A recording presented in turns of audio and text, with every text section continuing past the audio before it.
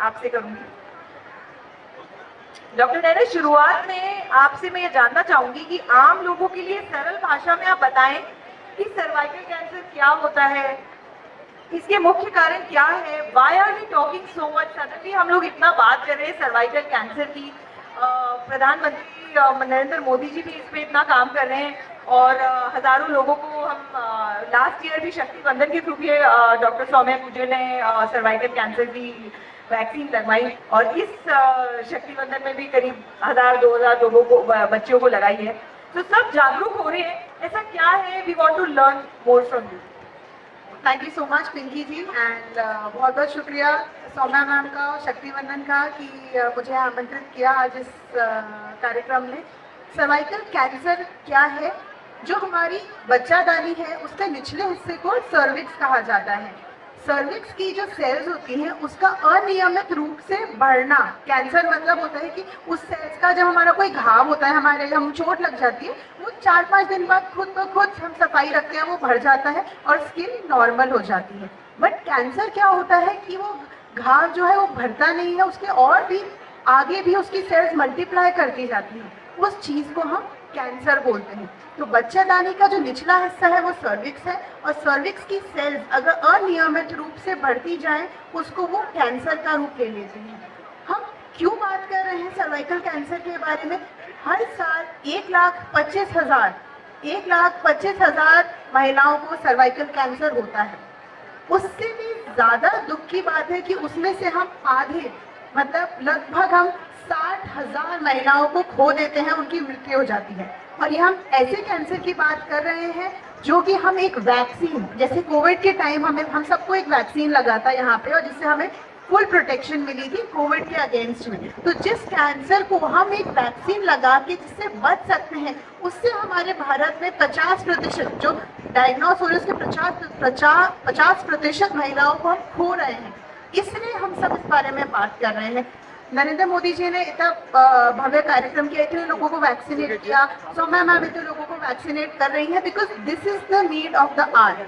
Cervical cancer vaccine जो है, अगर वो हम लोग 2 डोज लगा दें तो उससे हमारी फीमेल जो हमारी बच्चियां हैं उनको हम प्रोटेक्शन दे सकते हैं। हम बर्थडे प्रेजेंट सबको देते हैं और हमारे लिए हमारी बच्चियों की जो हेल्थ से ज़्यादा उनकी ज़िंदगी से बड़ी हमारे लिए कुछ भी नहीं है। तो बर्थडे प्रेजेंट में आप उनको वैक्सीन दीजिए, वैक्सीन लगवाइए जिससे वो बच सके। इससे ज़्यादा उनके लिए और कोई वो नहीं होगा बड़ा प्रेजेंट। बहुत ही अमेजिंग, बहुत ही अच्छा आइडिया दिया है डॉक्टर ने कि ये भी प्रेजेंट हो सकता है बच्चों के लिए कि हम हर जन्मदिन पे हर नहीं मतलब उसके एक जन्मदिन पे हम ये कर सकते हैं। आजकल सर्वाइकल कैंसर की बहुत सारी मिथ्स भी हैं कि ये इससे क्या होगा, क्या लगानी चाहिए कि नहीं लगानी चाहिए, इसको लगाने से कुछ और साइड इफेक्ट्स तो नहीं हो जाएंगे, ये मेन को लगानी चाहिए, मेन को नहीं होता है क्या, कौन सी एज को होता है। So there are so many myths and also lot of self doubts I believe. क्योंकि मैं भी कभी, जैसे मैं जब सौम्या जी के साथ काम कर रही थी तो मेरे को भी बहुत जागरूकता हुई, तो हमने भी लगवाई करी। पर जब बोलते किसी को तो उनके मन में आता था नहीं पता नहीं कुछ और हो जाएगा। So there is some which I mean normal human being will not be able to suffice. So I would want you to answer this. Thank you Pinky ji and thank you Shakti Vandan मुझे यहाँ पे इस टॉक के लिए इनवाइट करने के लिए। जो हम बात करेंगे myths regarding cervical cancer vaccine, actually myths की बहुत ज़्यादा है अवेयरनेस से ज़्यादा, इसीलिए एक ये हमारा रिस्ट्रिक्टिव फैक्टर भी हो रहा है कि हम जितना वैक्सीनेट करना चाह रहे हैं वो नहीं हो पा रहा है। पहला मिथ तो मोस्ट कॉमन मिथ तो ये होता है कि पीरियड आने के बाद में बच्चियों को नहीं लगानी चाहिए, जबकि ideal age is 9 to 14 years of age group, जिसमें बच्चियों सारी बच्चियों को, इनफैक्ट मेल्स को भी, मैं वापस बोलूँगी कि मेल्स को भी लगवानी होती है ये वैक्सीन। 9 to 14 ईयर्स की एज ग्रुप के सभी मेल्स एंड फीमेल्स को ये वैक्सीन लगनी चाहिए, बिकॉज मेल्स भी ये वायरस ट्रांसफ़र कर रहे हैं। सो मेल्स भी जब तक वैक्सीनेट नहीं होंगे तो पूरा कंप्लीट वैक्सीनेशन नहीं आएगा। सेकेंडली 14 ईयर्स के बाद में भी up till the age of 45 सारी फीमेल्स को वैक्सीन लगानी चाहिए। ये बहुत बड़ा मिथ है कि पीरियड्स आने के बाद में या फिर सेक्सुअल एक्टिविटी स्टार्ट होने के बाद में, प्रेगनेंसी के बाद में ये वैक्सीन काम नहीं करेगी। बिल्कुल ये वैक्सीन काम करती है। कुछ ना करने से कुछ करना भला, ये वो वाली स्टेज पे आ जाते हैं हम। So ideal age is 19 to 14, but 14 to 45 की एज ग्रुप में भी सारी महिलाओं को वैक्सीनेट होना चाहिए।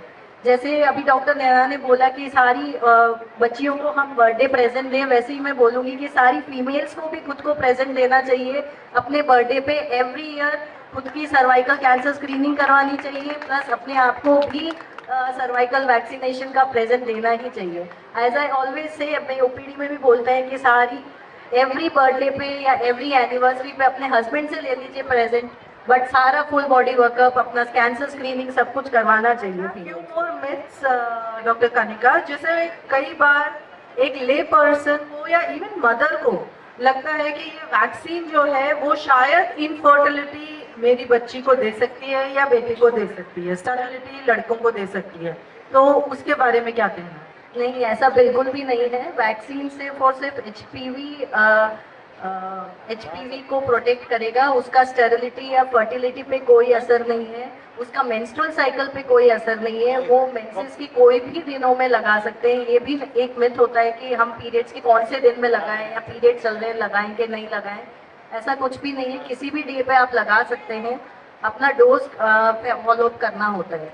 Fertility, sterility, menstrual health, reproductive health या इनफैक्ट कोई और साइड इफेक्ट्स भी अभी तक हमने नहीं देखे हैं वैक्सीन लगाने के। सर्दी, जुकाम, बुखार जो अब जनरल एक वो होता है, वो इस वैक्सीन से भी नहीं होता है। जहाँ एक तरफ मेडिकल स्क्रीनिंग बहुत जरूरी है, वहीं महिलाओं का स्वास्थ्य, जीवन शैली, इम्यूनिटी, तनाव, मानसिक संतुलन भी गहराई से जुड़ा हुआ है। तो ऐसे में आपका स्पेशलिटी है योग। तो मैं चाहूँगी कि योग, माइंडफुल लिविंग और स्ट्रेस के बारे में आप बताइए कि कैसे इसको अपनी लाइफ में इनकॉर्पोरेट कर सकते हैं। ये तो स्क्रीनिंग तो होगी, but I am sure this also plays a very important role. So I want you to throw some light on this. First of all, thank you so much, Pinky ji, and big thanks to Soumya ma'am. Big thanks really. You are स्वयं आप खुद शक्ति स्वरूपा हैं और आप इतना बड़ा event कर रही है। आपको बहुत सारा साधुवाद, बहुत सारी शुभकामनाएं।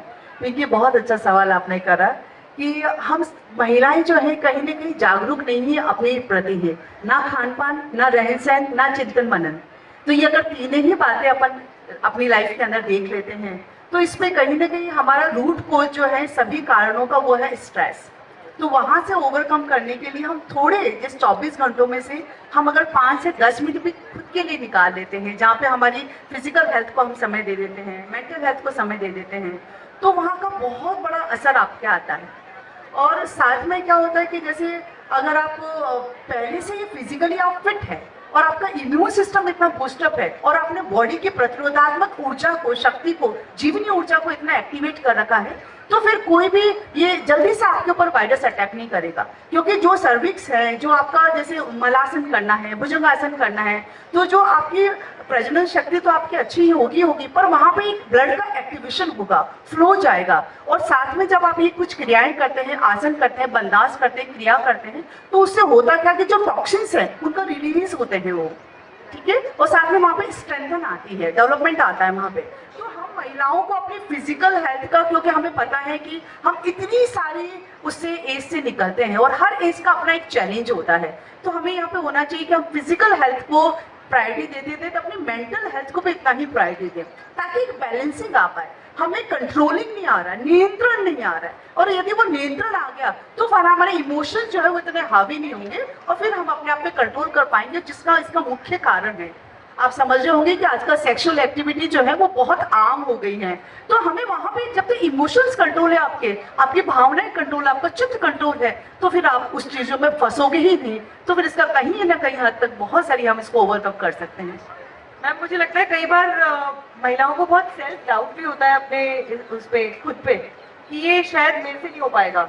तो क्या वो भी ऐड करता है स्ट्रेस में कि वो बताती नहीं है बाहर कि मेरे को सेल्फ डाउट हो रहा है, पर अंदर ही अंदर थोड़ा होता है यार पता नहीं मैं कर पाऊंगी कि नहीं कर पाऊंगी, और उसी को एक थॉट बना के वो रात को, दिन को, सुबह करती है। So does this also add in some kind of stress? See, जब आप ऐसे करें कि भाई कहीं ना कहीं महिलाएं अपनी प्रॉब्लम्स को दूसरों को बताने में कहीं ना कहीं वो हेजिटेशन है, कि हम कैसे शेयर करें, और शेयर कर देंगे तो खुद की अपनी हेल्थ को हम प्रायोरिटी नहीं देते। पहले हमें बच्चों की हेल्थ चाहिए, फैमिली की हेल्थ चाहिए, तो वहाँ पे ये आएगा कि कैसे अवेयरनेस प्रोग्राम्स हम चलाएं, जागरूकता हम फैलाएं कि आप पूरे परिवार की धुरी है, पूरे समाज की धुरी है। आप अगर अपनी हेल्थ पे आप फिट नहीं रहे, ध्यान नहीं रखा, तो इनिशियल स्टेज पे ही अगर आप उसको डिटेक्ट कर लें, या फिर आपने जैसे वैक्सीनेशन मैम बता रही वैसे आपने लगा लिया, तो आपको पता होगा कि हाँ ये चीज मुझे नहीं हो सकती। तो precaution is always better than cure.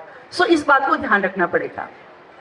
Ma'am, आप एक फैमिली फिजिशियन होने के साथ साथ एक कम्युनिटी हेल्थ के साथ गहराई से जुड़े हुए हैं, तो आपके अनुभव में आज की महिलाओं के लिए फिजिकल हेल्थ के साथ मेंटल हेल्थ का संतुलन बनाए रखना कितना महत्वपूर्ण है? सो अभी लास्ट के 2 क्वेश्चंस मेरे इसमें ही होंगे, बिकॉज हमने इस पे बात कर ली है। So maybe one round we will do this because that's also very important, because if we are not physically and mentally fit, तो हम बिल्कुल ही नहीं कर सकते, और बैलेंस कैसे रख सकते हैं? थैंक यू पिंकी, मुझे इस पैनल में ज्वाइन इन करवाने के लिए। जैसे कि आपने कहा कि मैं कम्युनिटी हेल्थ एरिया में काम करती हूँ, गांव के स्कूल्स में और जयपुर के स्लम्स के अंदर में विमेन और चिल्ड्रन के लिए। और मुझे इतना दुख होता है ये देख के कि कामसूत्र के देश में, जहाँ पे हम बहुत ओपनली विमेन को सेलिब्रेट करते थे, उस देश में आज रिप्रोडक्टिव हेल्थ के लिए, वेजाइनल हाइजीन के लिए कोई बच्ची, कोई महिला आकर बात भी नहीं करती। शायद डॉक्टर्स के पास अप्रोच करके भी बात करने में हिचकिचाती है, और अपने माँ से या अपनी बहनों से भी बात करने में उन्हें डर लगता है। उनका शायद प्रोबेबली जो मॉडर्न जनरेशन है, उनका मोड ऑफ इंफॉर्मेशन जो है वो या तो अपना फ्रेंड्स ग्रुप है जिनके पास में आधी अधूरी सी इंफॉर्मेशन है, या फिर चैट जीपीटी और गूगल ज्ञान जो अगेन अधूरा सा है। तो मैं यहाँ जितनी भी माएँ हैं उनसे कहना चाहूंगी, पहली चीज कि आपके बच्चियों से इस तरह से रिश्ता रखें कि जब उनको सबसे पहले आप प्रिपेयर करें कि आपको ये मासिक धर्म शुरू होने वाला है, और इन सब के लिए हमें क्या प्रिकॉशंस लेने हैं, किस तरह से उन्हें तैयार होना है। जैसे मैम ने कहा, सर्वाइकल कैंसर वैक्सीन जो अब गवर्नमेंट ने, नरेंद्र मोदी सरकार ने बिल्कुल फ्री कर दी है, और उनसे आप अपनी बच्चियों को, अपने आप खुद को पूरी तरह से बचा सकते हैं। आपको ये जानना बहुत जरूरी है कि ये जो बीमारी है सर्वाइकल कैंसर, ये अपने आप अंदर पैदा नहीं होती। ये सेक्सुअल रिलेशनशिप जो आप लड़कों के साथ में करते हैं, वो लड़कों से वो वायरस लड़कियों में ट्रांसमिट होता है। इसीलिए मैम कह रही है कि लड़कों और लड़कियों दोनों को करवाना जरूरी है। और जब हम बात करते हैं रूरल स्कूल्स की और बस्तियों की, तो वहाँ पे तो जो वो तो अपने अभी सर्वाइवल मोड में है, तो उनके पास में तो अपनी हेल्थ के लिए विमेन को सोचने की जरूरत, मतलब समय ही नहीं है। और सब बहुत सिंपल बेसिक चीजें, कॉटन पैंटीज पहनना, क्योंकि हमारे यहाँ पसीना बहुत आता है, उस गीलेपन से ही आधी से ज्यादा बीमारियां होती हैं।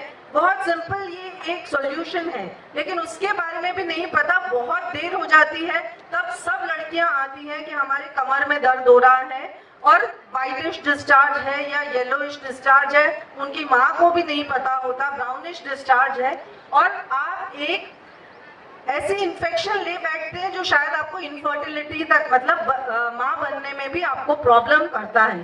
तो पहला स्टेप ऑफ कोर्स, चाहे वो मेंटल हेल्थ के लिए है, फिजिकल हेल्थ के लिए है, अवेयरनेस है। टीचर्स को ही अवेयरनेस नहीं है, तो मैं रिक्वेस्ट करूंगी डॉक्टर्स से और सौम्या मैम जैसे लीडर से कि ज़्यादा से ज़्यादा अवेयरनेस कैंपेन स्कूल में, सरकारी स्कूल्स में, कॉलेजेस में लगाए जाएं, पेरेंट्स और बच्चियों के साथ में। और इसी के साथ में जहाँ पे उन्हें अवेयर करवाया जाए और बहुत छोटी रोजमर्रा की जिंदगी को बदल कर वो अपने आप को बहुत सेहतमंद रख सकेंगे। एब्सोल्युटली, तो नाइस। मतलब आई थिंक बहुत ही थॉटफुल सजेशन था। सो मैं अब नर्मदा दीदी के पास आऊंगी, और नर्मदा दीदी उस पावर में है, उस सरकारी चेयर पे है, तो शायद ये वाला कर सकते हैं कि हम स्कूल्स में भी ऐसी कुछ चीज़ें कैंप कराएं, और आई एम श्योर हो भी रहे होंगे। सो मैम के थ्रू ये कर सकते हैं। नर्मदा दीदी, आप प्रशासनिक सेवा में रहते हुए भी हमेशा समाज के साथ बहुत संवेदनशील तरीके से जुड़े रहे हैं, तो आपके अनुभव में आज के समय में मानसिक स्वास्थ्य को लेकर समाज में जागरूकता बढ़ाना कितना जरूरी है, इस पे आप थोड़ा चर्चा करें। थैंक यू पिंकी जी। इतना एनलाइटनिंग सेशन होगा मतलब डॉक्टर्स के साथ, मतलब मुझे भी बहुत अच्छा लग रहा है।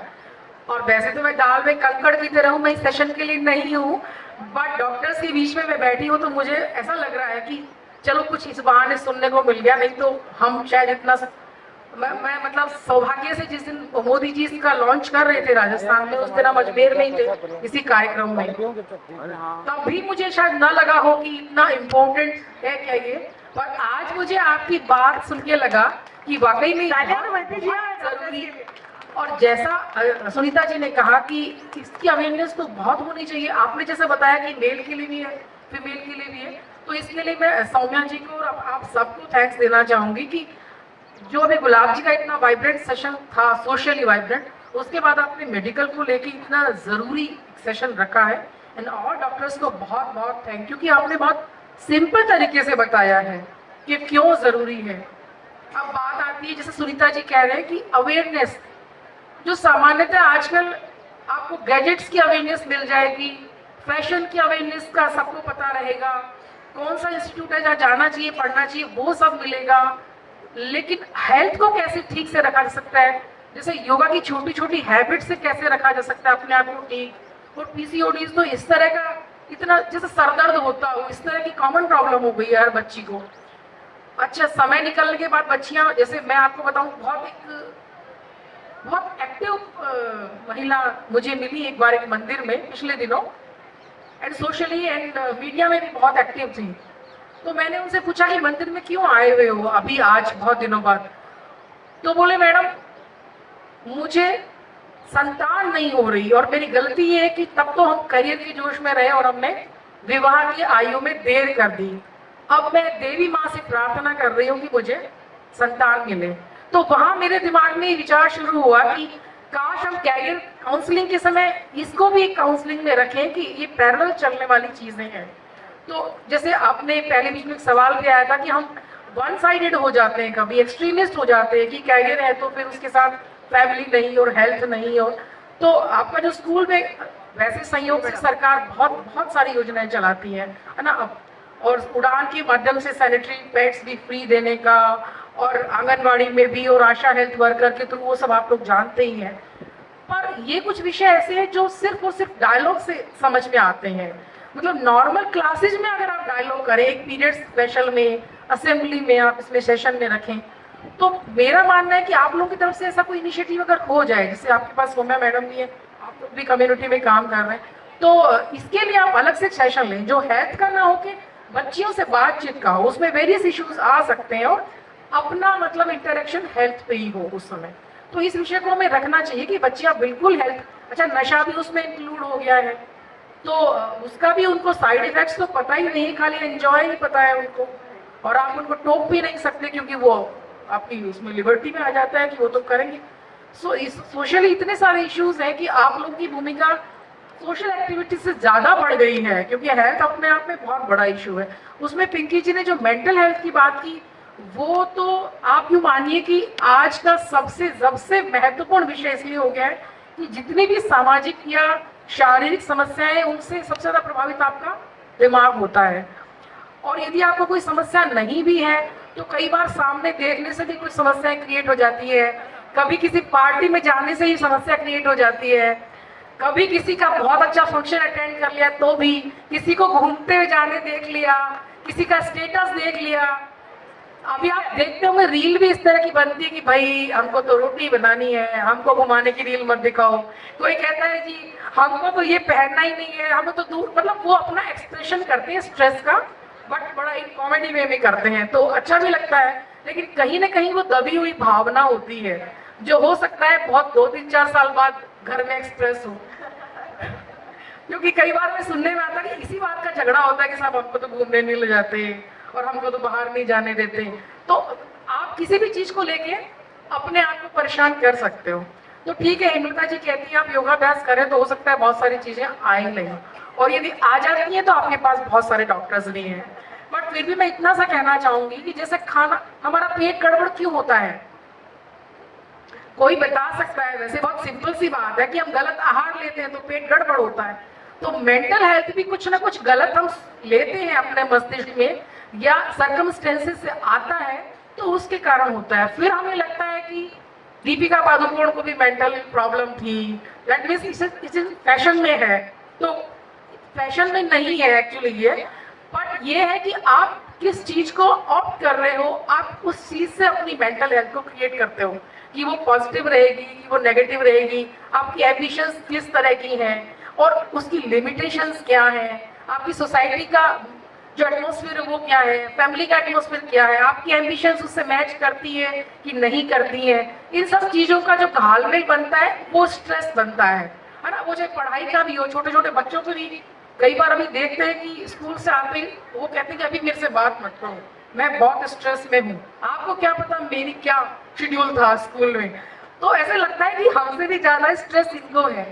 लेकिन मैं पर्सनली ऐसा कह सकती हूँ, जितना हम लोग, जैसा पिंकी जी ने बताया, साथ में ही काम करते हैं।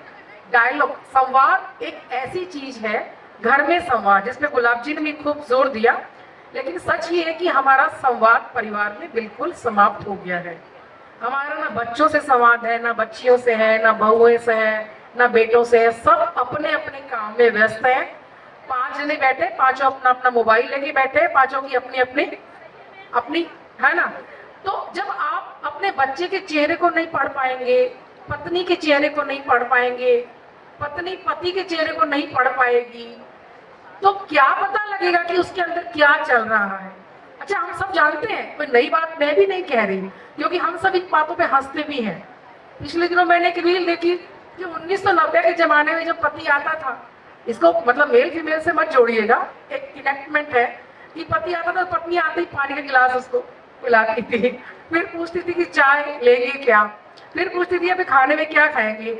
अभी मोबाइल के जमाने में जब पति आता है तो मोबाइल देखते देखते दरवाजा खोलती है, तो दरवाजा उसको खोलना मेन गेट होता है, वो किसी बाथरूम का, बेडरूम का, किसी की भी चिटकनी खोल के आ जाती है। फिर पानी के लिए वो कहती है कि वो सामने रखा है, उसमें से ले लो आप। नाश्ते के लिए तो उसमें इतनी ये आता है कि वो भूल गई है कि अभी वो बाहर से आ रहा है। सेम मतलब इसको आप वैसे मान सकते हो, वाइस वर्सा, पत्नी भी आती है तो बच्चे भी आते हैं, तो एक सामान्य व्यवहार हमारा। अच्छा, अब ये फैशन में है कि नो मोबाइल डे है ना, नो मोबाइल वीक हो, आप बैठिए।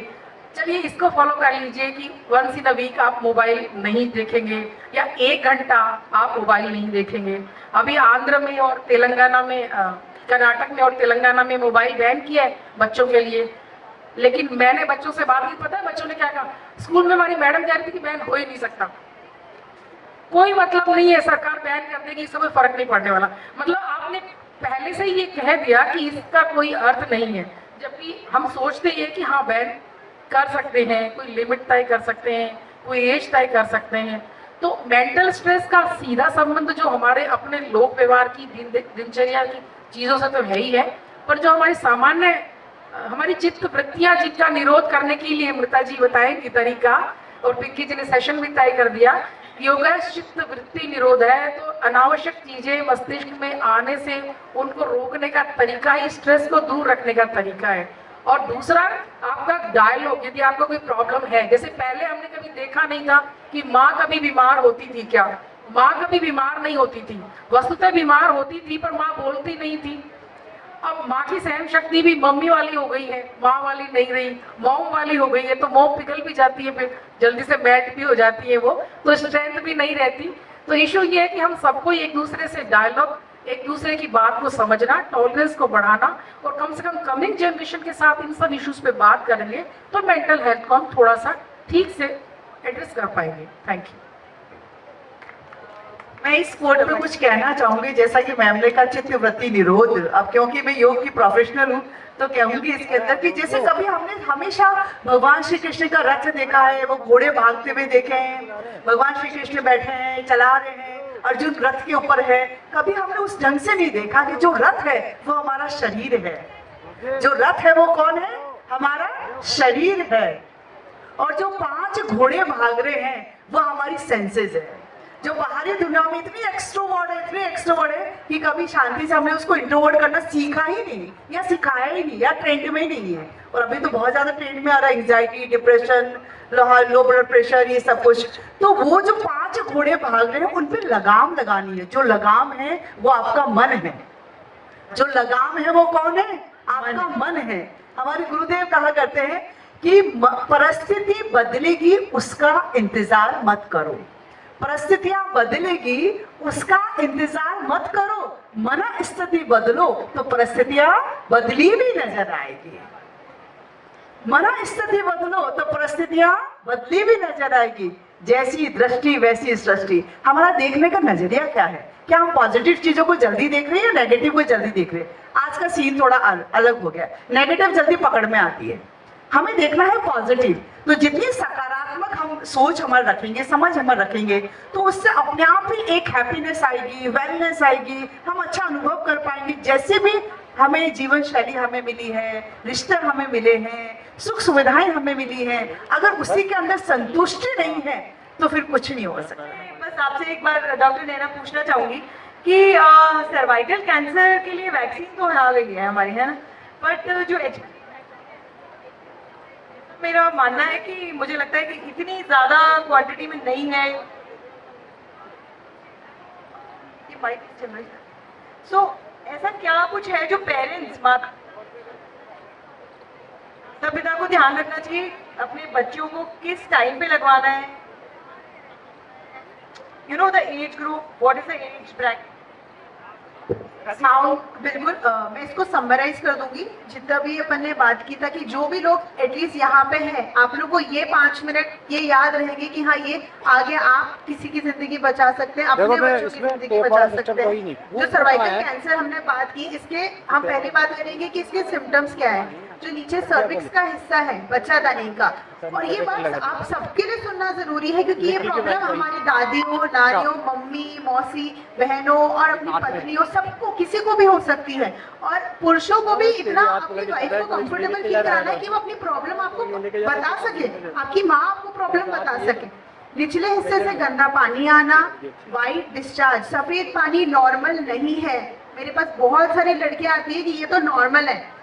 कनेका मैम भी ये बोलेंगे कि जानते होंगे कि white discharge is not normal.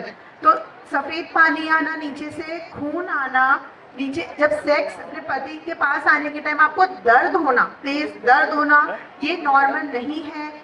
और अनियमित रूप से खून आना, एक हमारी महामारी के टाइम पे ब्लड ब्लीडिंग होती है, वो नॉर्मल है। उसके अलावा अगर कोई ब्लीडिंग हो रही है, खून आ रहा है निचले हिस्से से, तो वो नॉर्मल नहीं है। इनमें से कोई भी आपको सिम्टम हो तो आप एक बार चेकअप जरूर कराएं, एक बार हॉस्पिटल में एक बार चेकअप जरूर करवाएं। ये कॉजेज हैं, उसके ये सिम्टम्स हैं।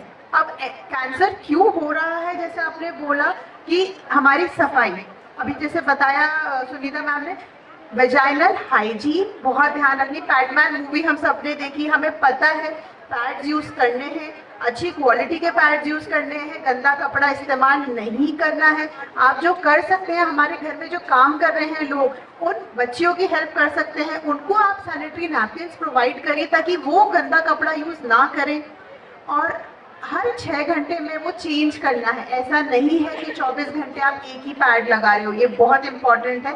पैड को टाइम पे चेंज करना है ताकि आपकी वजाइना को फ्रेश एयर मिले, क्लीन रहे। सबसे इम्पोर्टेंट है उसको साफ रखना, उसी से हमारी बॉडी क्लीन रहेगी। क्लेनलीनेस पहली बात है। दूसरी बात है सेफ सेक्सुअल प्रैक्टिसेस, जो हमने बात की कि सेक्स के टाइम पे सारे प्रिकॉशंस लेना। आप अपने पेरेंट्स से बात करो, डॉक्टर से बात करो, इंटरनेट को सही चीज़ों के लिए यूज़ करो, क्योंकि आपके पेरेंट्स से ज़्यादा आपको प्यार कोई नहीं कर सकता। एक बार आप उनसे बात करके देखो, हमसे बात करके देखो, हम आपको बताएंगे। We are always there to tell you the safe sexual practices. दूसरी बात, तो इन चीज़ों का हमें ध्यान रखना है। गुड पौष्टिक हमारा जो भारतीय आहार है, बाजरा, रोटी, जो कि प्रधानमंत्री जी मोदी जी भी बहुत बोलते हैं, गुड पौष्टिक, अच्छा पौष्टिक भारतीय खाना, उससे ज़्यादा हमारी इम्यूनिटी, सबसे स्ट्रॉन्ग हमारी इम्यूनिटी उसी से होती है। मेंटेन स्ट्रॉन्ग इम्यूनिटी, ये 3-4 चीज़ें हमें ध्यान रखनी। एंड जो सबसे इम्पॉर्टेंट है, सर्वाइकल कैंसर वैक्सीन लगवानी ही लगवानी है। इसमें आप बिल्कुल भी मत डरिए, आपकी बच्ची को वैक्सीनेट होना ही चाहिए। अगली बार जब हम यहाँ मिलेंगे तो आप सबकी बच्चियाँ और बच्चे बॉयज ऑल्सो वैक्सीनेट होने चाहिए। 9 to 14 years एज ग्रुप क्या होगा? 9 to 14 years is the best age for vaccination। 9 साल होते ही, जैसे हमारे यहाँ सब डॉक्टर्स, सारे नर्सिंग स्टाफ के बच्चे 100% वैक्सीनेटेड हैं एसएमएस हॉस्पिटल में, at least in our department, cancer department में, क्योंकि हम रोज देखते हैं वो चीज़। तो हम कभी नहीं चाहते कि हमारी बच्चियाँ उससे गुजरें, तो वो 100% वैक्सीनेटेड है। 9 to 14 years में आपको वैक्सीन लगवाना है। 2 वैक्सीन लगते हैं, एक वैक्सीन लगा और 6 महीने बाद दूसरा वैक्सीन लगा। सिर्फ 2 डोज काफ़ी हैं। जैसे कि अभी आज भी फ्री वैक्सीनेशन लगवा रही है सौम्या मैम, जो कि बहुत अच्छी पहल है। अभी अजमेर में लगाया मोदी जी ने, which is an amazing start for this procedure.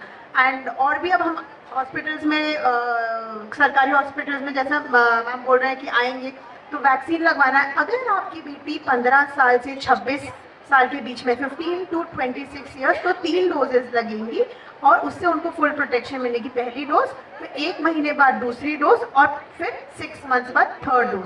3 dose से उनको फुल प्रोटेक्शन मिलेगी सर्वाइकल कैंसर के अगेंस्ट में। तो best bracket is 9 to 14 years, second best bracket is 15 to 26 years. फिर भी अगर नहीं है, क्योंकि अब अगर आप कई बहुत पेशेंट्स मेरे पास आते हैं कि हम नहीं हैं, हम 30 ईयर्स के हैं, तो भी आपको लगवानी है 45 ईयर्स तक, जिसको हम कैचअप वैक्सीनेशन बोलते हैं। आप लगवाइए, उसका 100% आपको प्रोटेक्शन ना भी मिले तो आपको 80% मिलेगा।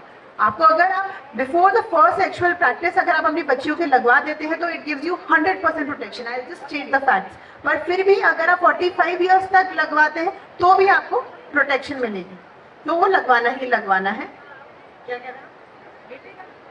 यस, बेटियों को लगवाना ही है और बेटों को भी लगवाना है। क्यों ज़रूरी है कि हमारे पास पेनाइल कैंसर के बहुत यंग पेशेंट्स आ रहे हैं, 25 ईयर्स 30 ईयर्स पे पेनिस पे कैंसर है, and we have to remove it. We have to remove the penis, which is a very painful surgery for the patient. तो मैं आपको इसलिए, because this is the ground reality, तो लड़कों को भी वैक्सीन लगवाना है। Again 9 to 14 is the best. Genital बहुत सारे इन्फेक्शंस हैं, वॉर्ड्स है, जिनसे भी प्रोटेक्शन देता है सर्वाइकल कैंसर वैक्सीन।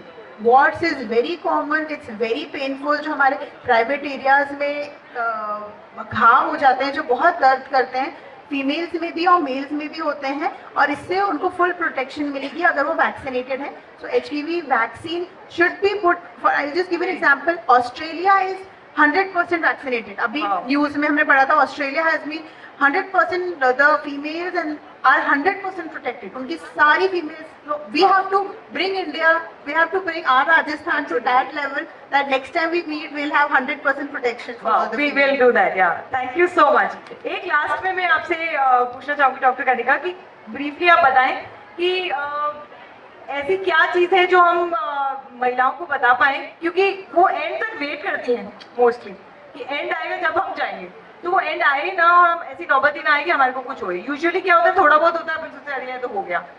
ऐसे क्या सिम्टम्स हैं जो हमें पहले ही डॉक्टर के पास या पहले ही हमें चले जाना चाहिए ताकि वो दिन देखना ही ना पड़े? सिम्टम्स से पहले मैं ये बोलूँगी कि एवरी ईयर उनको अपना फीमेल फुल बॉडी वर्कअप करवाना चाहिए, जिसके अंदर उनके पैप्स स्मीयर स्क्रीनिंग टेस्ट हो जाता है, जिसमें अर्ली डिटेक्शन हो जाता है कि कैंसर के कारण उनके बच्चेदानी के मुंह पे, सर्विक्स पे आ गए हैं या नहीं आए हैं। सो पैप्स स्क्रीनिंग जो होती है उसके लिए फीमेल्स बहुत ज़्यादा कतराती है कि नहीं हमें तो कुछ भी नहीं है, हम क्यों। और ये कहाँ पे होता है मैम? ये हर हॉस्पिटल में अवेलेबल है। ये ऐसा नहीं है कि ये बहुत ही एक्सपेंसिव होता है, ये फ्री ऑफ कॉस्ट भी गवर्नमेंट हॉस्पिटल्स में भी अवेलेबल है, and even every hospital paps test available होता है। तो जो ये यहाँ पे, सॉरी मैम मैं आपको इंटरप्ट कर रही हूँ, जो भी यहाँ पे बैठे हैं, इवन मेल्स भी, जो भी आप म्यूजिक सिस्टम में भी बैठे हैं, कहीं बैठे हैं, घर में हमारी बहनें, माताएं हैं, बच्चियां हैं, उनके लिए बहुत ही अच्छी इन्फॉर्मेशन है। तो आप प्लीज इसको यूज करिए, और सरकारी हॉस्पिटल में फ्री है, राइट? तो सरकारी हॉस्पिटल में जा सकते हैं, डॉक्टर्स हमारे SMS हॉस्पिटल के हैं, तो आप उनसे भी कनेक्ट कर सकते हैं। मैं कुछ कह रहे थे, सॉरी। यस, फर्स्ट हम ये अगर स्क्रीनिंग मेथड्स करेंगे तो हम अर्ली डिटेक्शन ही कर लेंगे कि कुछ लक्षण आए ही ना, उससे पहले ही हम डिटेक्ट कर लेंगे। और अगर ये अर्ली डिटेक्शन हो जाता है, सो डॉक्टर नैनान ऑल्सो नोज कि इट इज़ 100% क्योरेबल। अगर जितना जल्दी ये डिटेक्ट करेंगे उतनी जल्दी क्योरेबल हो जाएगा। सेकेंडली, जो डॉक्टर नैना ने कुछ सिम्टम्स जो बताए थे, गंदा पानी आना, डिस्चार्ज होना, पति के साथ सेक्सुअली इन्वॉल्व हो रहे हैं तो बहुत पेन होना, या आफ्टर सेक्सुअल एक्टिविटी आपको ब्लीडिंग होना, स्पॉटिंग होना, ये कुछ कुछ सिम्टम्स हैं, उसको बिल्कुल भी नज़रअंदाज नहीं करना है। ये उसी टाइम आपको अपने डॉक्टर से कंसल्ट करना है और फुल चेकअप करवाना है कि कहीं हमें इस चीज़ों का कुछ प्रॉब्लम तो नहीं है। सेकेंडली, वजाइनल हाइजीन के ऊपर जो मैम ने बात किया है, ये बहुत ज़्यादा इम्पॉर्टेंट है। वजाइनल हाइजीन को बहुत अच्छी तरीके से हमें अपने डॉटर्स को समझाना पड़ेगा। जैसे जो मैम ने बोला कि संवाद और जो डायलॉग जो घर में है, ये हमें डे 1 से ही देना है। 8 इयर्स की जब तक डॉटर्स हो जाती हैं तब से आप उनको जनरल, जैसे हम 3 इयर्स के बाद गुड टच बैड टच सब सिखा देते हैं, वैसे ही 8 इयर्स पे अपने फीमेल्स को हम एजुकेट करना स्टार्ट कर दें कि अब उनको मेंसेस आने वाले हैं, प्लस उनको अपनी वजाइनल हाइजीन का कैसे ध्यान रखना है। जैसे कॉटन पैंटीज पहनना है, एयरी रखना है, जो आजकल सीमलेस पैंटीज का जो मॉडर्न ट्रेंड आया है, दैट इज नॉट रिक्वायर्ड। अगर आप वंस अ वाइल कुछ ड्रेस ओकेजन पे जा रहे हैं, you are wearing that is fine, but don't make it a habit. Always wear cotton underpants so that आपका एरिया एयरी रहे और आपको फ्रेश एयर मिले। Plus washing is most important. Washing का किसी को नहीं पता है कि how to wash their parts. Washing is always, as a gynecologist, we recommend only and only clean water. No vaginal washes, no soaps, कुछ भी हमें एक्स्ट्रा यूज़ नहीं करने होते हैं। हमें सिर्फ क्लीन वाटर से वॉश करने हैं अपने पार्ट्स को। And always direction front to backwards होता है, always and always. Backwards to front तो कभी होना ही नहीं चाहिए, बिकॉज हमारे जो एनल एरिया के जो बैक्टीरियाज हैं वो वजाइना तक जाते हैं। सो ये वॉशिंग हैबिट्स हमने देखा है, जो छोटी छोटी बच्चों के हम इवन डायपर चेंज करते हैं, जो 2-2, 3-3 साल के बच्चे हैं, तो मदर्स उनको वाइप करें, फ्रंट टू बैक ही वाइप करें। मतलब मेक इट अ हैबिट कि आपका डेली लाइफ में अपना सबकॉन्शियस वे में हमारा डायरेक्शन ही ये होना चाहिए। सो ये आप हमेशा से स्टार्ट करेंगे तो फिर यही प्रैक्टिस चलेगा। Thank you. So these are the minor practices. Thank you so very much, all the panelists, all the doctors. तहे दिल से सौम्या जी की तरफ से, सौम्या जी की पूरी टीम से, शक्ति वंदन से आपका दिल से आभार है कि आपने इतना टाइम दिया, इतनी वैल्यूएबल चीज़ें बताई जो कि मेरे लिए भी आज नई थी। और एक्चुअली डॉक्टर सुदीप्ति मॉडरेट करने वाली थी, मेरा सब्जेक्ट नहीं है, but still I enjoyed and I got to learn so many things today. So thank you so much.